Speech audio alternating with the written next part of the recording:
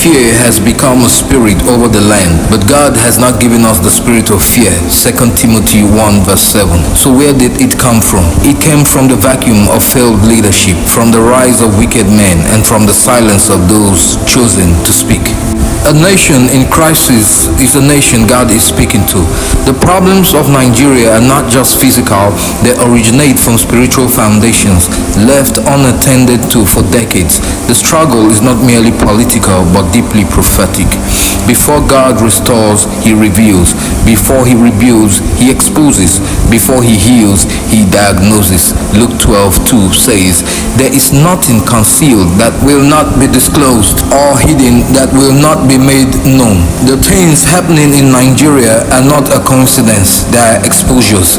Exposures of injustice, exposures of failed systems, exposures of evil alliances, exposures of the spiritual battles fighting over the soul of the nation. Prophetic signs: Nigeria is in a divine shaking.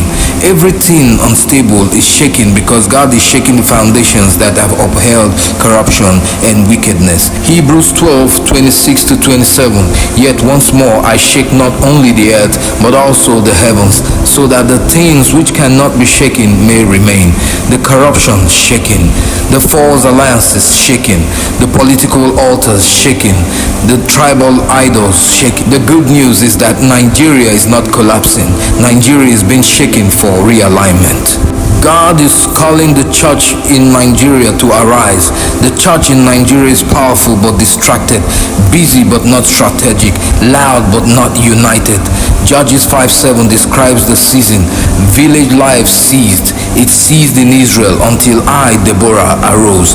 Nigeria is waiting for Deborahs to arise, for the churchmen to arise, for altars of righteousness to rise again, for prophetic intercessors to stand in the gap. This is what God is saying about crisis. God is saying, "I am overturning structures. I am exposing foundations. I am separating light from darkness. I am purifying my people. I am preparing Nigeria for a rebirth." The eyes of the world are now drawn to Nigeria. Analysts' concerns, foreign governments' comment, and diplomatic voice have increased. Even the mention of attention from U.S. presidency signals something larger. Nigeria has now become a global concern, not just a local crisis. And you might ask why, and I will answer by saying Nigeria is the spiritual gate of Africa.